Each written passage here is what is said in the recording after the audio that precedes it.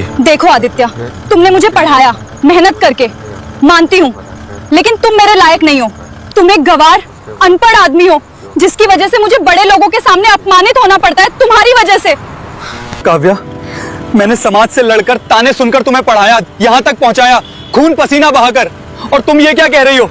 वो मेरी मजबूरी थी, समझे तुम? और जितना तुमने लगाया है वो पैसा मैं तुम्हें दे दूंगी, समझे? और ये बेटी तुम अपने पास ही रखो, मैं दूसरी शादी कर रही हूँ एक पढ़े लिखे अफसर से।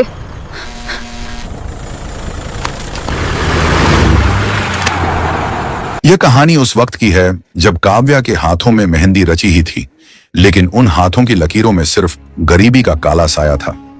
काव्या अपने गांव की सबसे होशियार लड़की थी।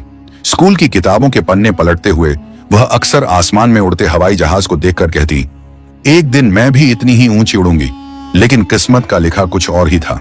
काव्या के पिता एक बूढ़े किसान थे, जिनका खेत साहूकार के कर्ज में डूब चुका था। घर में 2 वक्त की रोटी के लाले थे। एक दोपहर जब काव्या कॉलेज का फॉर्म भरने की जिद कर रही थी, उसके पिता ने रोते हुए उसके पैर पकड़ लिए। तो हम सब भूखे मर जाएंगे बेटी। मुझे माफ कर दे, मेरे पास तुझे खिलाने के पैसे नहीं हैं। पढ़ाई कहां से कराऊंगा? अगर तू इस घर से विदा नहीं हुई तो हम सब भूखे मर जाएंगे। मैंने आदित्य को देखा है, लड़का अनपढ़ है, मजदूरी करता है, पर उसका दिल सोने का है। वो तुझे सुखी रखेगा। काव्या का सपना उस दिन टूटकर बिखर गया। उसने अपनी किताबें एक पुराने झोले में बंद की और भारी मन से एक मजदूर की पत्नी बनकर उस तंग बस्ती में आ गई जहां आदित्य रहता था। शादी के शुरुआती दिन गरीबी और तंगहाली में बीत रहे थे।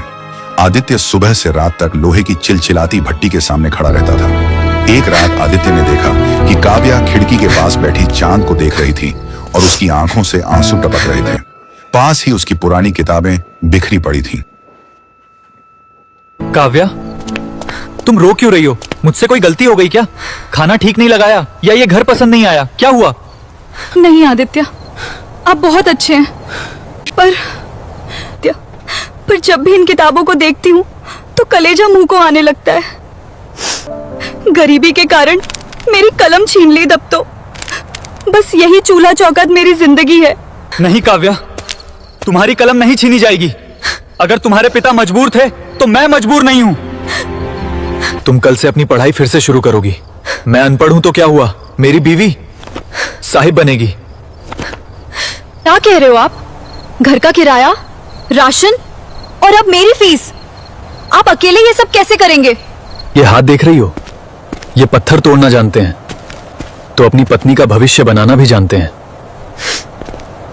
तुम बस अपनी आंखों में अफसर बनने का ख्वाब सजाओ, उसे पूरा करने की जिम्मेदारी मेरी है। अगले 2 साल आदित्य के लिए किसी नरक से कम नहीं थे। उसने अपनी नींद बेच दी।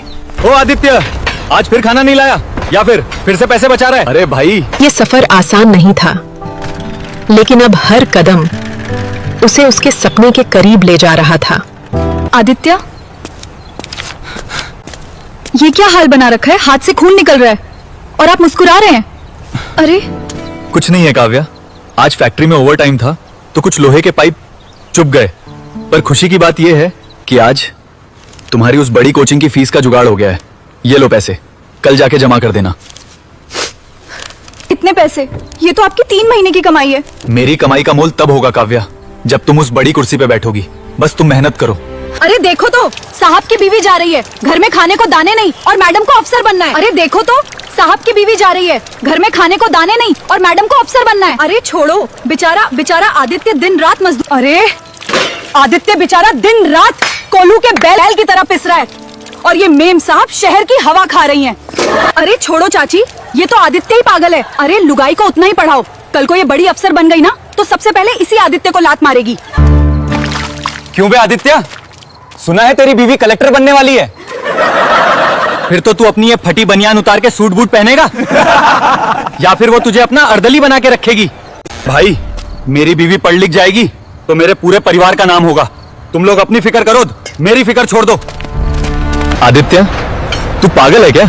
आज फिर तूने दोपहर का खाना नहीं खाया, बस चाय पी के रह गया? क्यों अपनी जान सुखा रहा है? ओ आदित्य, आज फिर खाली पानी से काम चला रहा है क्या? यार कुछ तो खा लिया कर। अरे छोड़, ये अपने लिए नहीं बचा रहा, मैडम की किताबों के लिए जमा कर रहा है। अरे मदन भाई, भूख नहीं थी आज, बस पेट भरा भरा सा लग रहा है। झूठ बोलता है ये मदन। ये पैसे नहीं बचा रहा अपने लिए, ये पैसे बचा रहा है अपनी बीवी की किताबों के लिए, ताकि इसकी बीवी वो विलायती किताबें खरीद सके। मैंने बड़े बड़े किस्से सुने हैं, ऊंचाइयों पर पहुंचते ही लोगों की गर्दन अकड़ जाती है। करीम भाई, मेरी काव्या ऐसी नहीं है। उसने मेरे संघर्ष को करीब से देखा है। जब मैं रात को घर आता हूँ और वो मेरे थके हुए मेरे हाथ दबाती है ना, तो मेरी सारी थकान उतर जाती है। वो जानती है कि उसकी एक एक किताब की कीमत मेरे शरीर का पसीना इन्हीं है। 2 सालों के बीच उनके घर में मेरी? एक नन्ही बेटी ने जन्म लिया, नव्या। अब संघर्ष दोगुना हो गया था। एक तरफ नन्ही बच्ची की देखभाल, उसकी दवाइयां, और दूसरी तरफ काव्या की कोचिंग की महंगी किताबें। एक दोपहर जब काव्या पढ़ाई कर रही थी और नव्या रो रही थी, काव्या ने झुंझलाकर किताब पटक दी। मुझसे नहीं होता ये सब। एक तरफ ये बच्ची रोती रहती है, दूसरी तरफ घर की ये दरिद्रता। शांत हो जाओ काव्या, तुम पढ़ाई करो। मैं नव्या को बाहर ले जाता हूँ जब तक तुम अपना चैप्टर पूरा कर लो।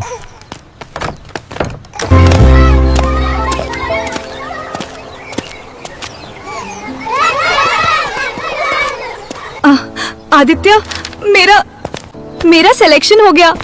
सुना मेरी गुड़िया, तेरी माँ अफसर बनने वाली है।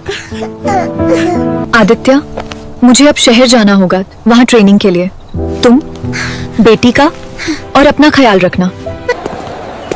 ये लो काव्या, ये कुछ पैसे हैं और ये तुम्हारी माँ के कंगन्स जो मैंने गिरवी रखे थे। आदित्य, मैं जा तो रही हूँ, पर वहाँ सब बड़े बड़े लोग होंगे। मैं आपको फोन कम कर पाऊंगी। आप नव्या को संभाल लेंगे ना? तुम फिक्र मत करो, नव्या को मैं पलकों पर रखूंगा। तुम बस अपना नाम रोशन करना। आदित्य की आंखों में अब भी उम्मीद थी।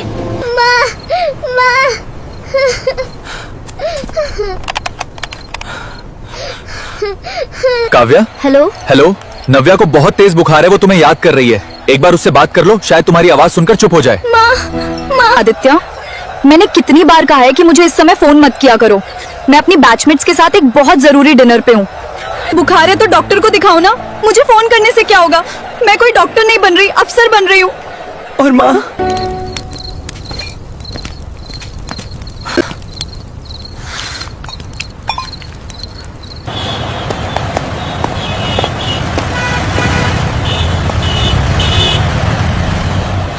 बापू, मम्मी कब आएंगी?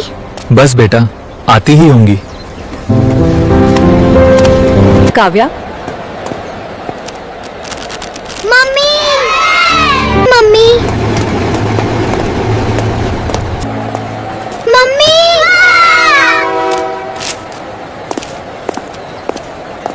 काव्या, कौन है ये आदमी जो तुम्हें इतनी जोर से पुकार रहा है? काव्या, तुम्हारा कोई दूर का रिश्तेदार? नहीं, वो बस मेरे गांव का एक आदमी है। शायद मेरा सामान उठाने आया होगा।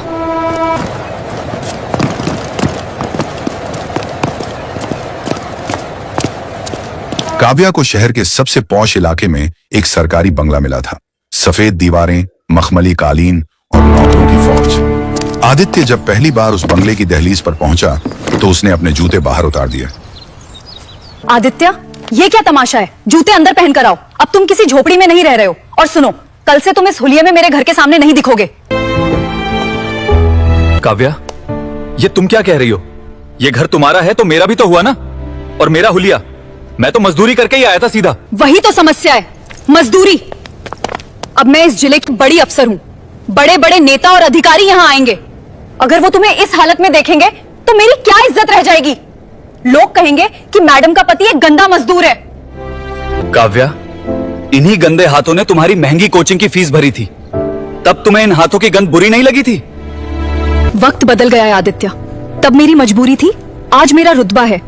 अगर तुम्हें यहाँ रहना है तो तुम्हें एक अदृश्य इंसान बनकर रहना होगा। आज रात घर में पार्टी है, बड़े बड़े लोग आएंगे। तुम इस कमरे से बाहर नहीं निकलोगे, समझे? तुम अनपढ़ हो आदित्य, तुम्हें नहीं पता कैसे लोगों के बीच रहना होता है। प्रमोशन की खुशी में एक शानदार डिनर पार्टी रखी गई। शहर के तमाम वीआईपी वहां मौजूद थे। काव्या ने आदित्य को सख्त हिदायत दी थी कि वह अपने कमरे से बाहर ना निकले, लेकिन नव्या ने जिद की कि वह अपनी मां के साथ खाना खाएगी। आदित्य उसे लेकर जैसे ही हॉल में पहुंचा, सन्नाटा छा गया। आदित्य ने एक साधारण सा कुर्ता पहना था। काव्या एक रईस बिजनेसमैन और मंत्री के साथ हंस हंस कर बात कर रही थी। मैडम, आपके बारे में बहुत सुना है, पर आपके परिवार से नहीं मिले। आपके पतिदेव क्या करते हैं? सर, मेरे पति वो एक्चुअली विदेश में रहते हैं, अपना बड़ा बिजनेस संभालते हैं। ये हाँ का, ये तो बस घर की देखरेख करने वाले नौकर रखे लिए हैं। काव्या, झूठ की बुनियाद पर खड़ी इमारत बहुत जल्दी गिर जाती है। कह दो इन साहब से कि तुम्हारा पति विदेश में नहीं, इसी शहर की लोहे की फैक्ट्री में खून जलाता है। चुप रहो तुम। तुम्हारी हिम्मत कैसे हुई मेरी बात काटने की? तुम्हारी औकात क्या है? एक अनपढ़ गवार मजदूर। तुमने मुझे पढ़ाया तो क्या एहसान किया? पैसे दिए थे ना, ले लो अपने पैसे और दफा हो जाओ यहां से। मेरी बराबरी करने का सपना भी मत देखना।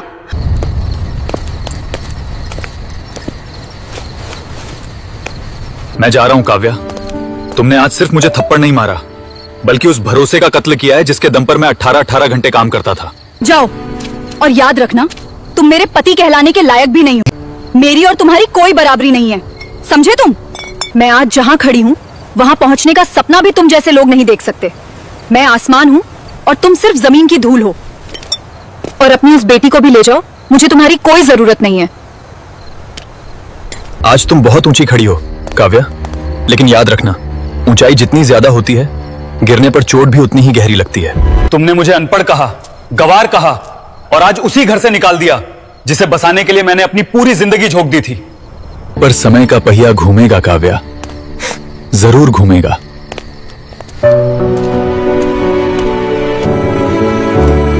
2 साल बाद किस्मत का पलटवार। समय बीता। काव्या अहंकार के नशे में अंधी हो चुकी थी। उसने भ्रष्टाचार करना शुरू कर दिया। उसे लगा कि वो कानून से ऊपर है। लेकिन एक सुबह विजिलेंस की टीम ने उसके बंगले पर छापा मारा।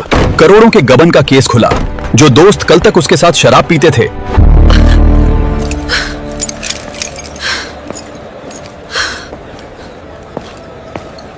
और उसे 3 साल की जेल हुई।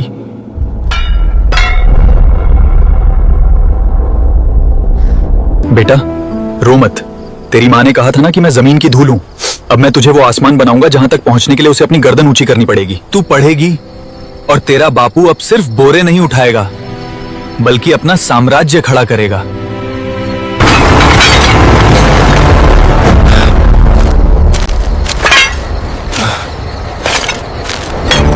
आदित्य, तू पागल हो गया है? रात भर सोता नहीं है, ये लोहे के टुकड़े और पुरानी मशीनें लेकर क्या करेगा? सांवला भाई, लोहा जब तपता है तभी हथियार बनता है। मुझे बस एक मौका चाहिए।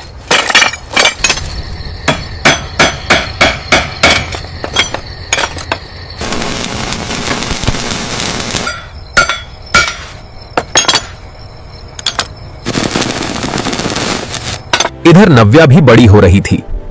आदित्य उसे खुद पढ़ाता और शहर के सबसे अच्छे स्कूल में उसका दाखिला कराया। भैया का सिन बन गया। रात भर जली वो भट्टी, पसीने में थी रट्टी रट्टी, हथौड़ा चला, किस्मत बदली, मिट्टी से उठी हस्ती। तूने कहा था धूल हूँ मैं, देख आज आसमान हूँ। तेरी नफरत की आग में टक्कर बना मैं चट्टान हूँ। लोहा पिघला सोना बनना मेहनत का ये रंग है। दुनिया देखे खड़ी होकर आदित्य का ये ढंग है। अब ना कोई बोझ है कंधे, ना कोई मजबूरी है। मेहनत से जो खड़ा किया वो मेरा ही पूरी है।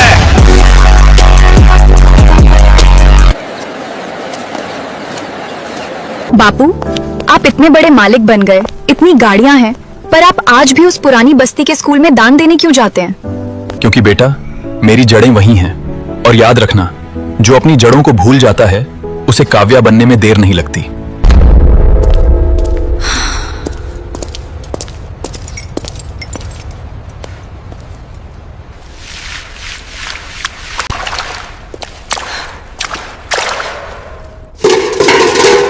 आदित्य, तुमने ये सब कैसे सहा?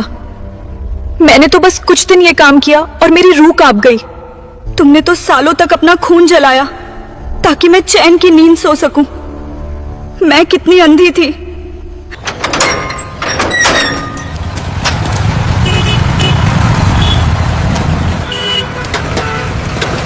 भैया, क्या मुझे कुछ काम मिल सकता है? मैं पढ़ी लिखी हूँ, हिसाब रख सकती हूँ। अरे, ये तो वही भ्रष्ट अफसर है ना जिसकी फोटो अखबार में छपी थी। निकल यहां से। तेरे जैसी दागी औरत को काम देकर मैं अपना ईमान खराब नहीं करूंगा।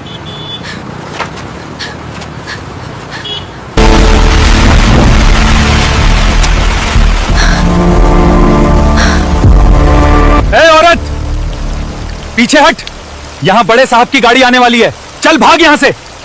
भैया बस थोड़ी देर खड़े रहने दो, बहुत भूख लगी है। अगर कोई काम हो तो बता दो, झाड़ू पोछा भी कर लूंगी।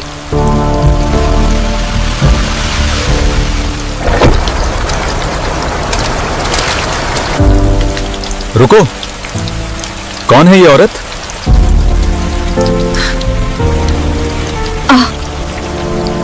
आदित्य, आदित्य तुम?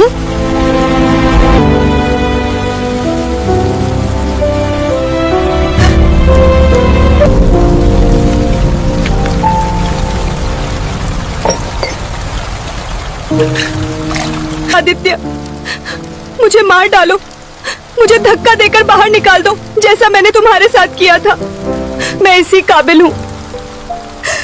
आज मुझे समझ आया कि जमीन की धूल मैं थी, तुम नहीं। तुमने पसीने से ये साम्राज्य खड़ा किया और मैंने घमंड से अपना महल उजाड़ दिया। काव्या, मैंने तुम्हें उसी रात माफ कर दिया था जब मैं घर से निकला था। अगर मैं नफरत पालकर बैठता तो आज यहां नहीं होता। नफरत इंसान को जलाती है और मेहनत उन्हें चमकाती है। मुझे दुख इस बात का नहीं है कि तुमने मुझे छोड़ा। दुख इस बात का है कि तुमने एक मां और एक इंसान होने का धर्म भी खो दिया। बापू, ये कौन है और ये फर्श पे क्यों बैठी हैं? इन्हें कुर्सी पे बिठाइए।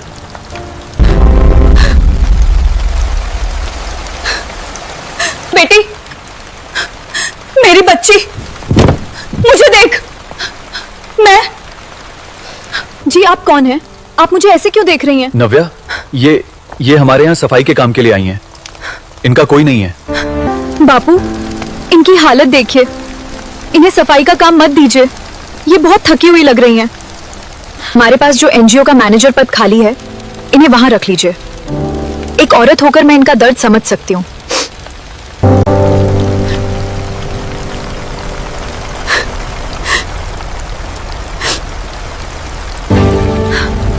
बापू,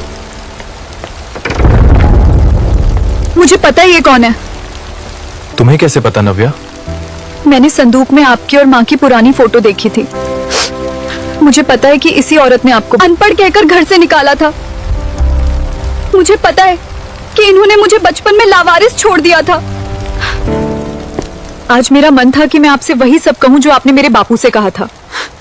मेरा मन था कि मैं आपको बताऊं कि एक मजदूर का खून क्या कर सकता है, लेकिन मेरे बापू ने मुझे अफसर बनना नहीं, इंसान बनना सिखाया है।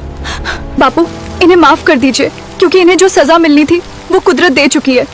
आज ये अपनी ही बेटी के सामने एक अजनबी बनकर खड़ी हैं। इससे बड़ी सजा एक माँ के लिए क्या होगी? इन्हें काम दीजिए, पर इन्हें ये एहसास हमेशा होना चाहिए कि जिस धूल को इन्होंने ठुकराया था, आज उसी की छांव में इन्हें रोटी मिल रही है। आई एम कुर्सी से नहीं, किरदार से बड़ा बनो, वरना एक दिन सब कुछ होते हुए भी तुम्हारे पास कुछ नहीं बचेगा।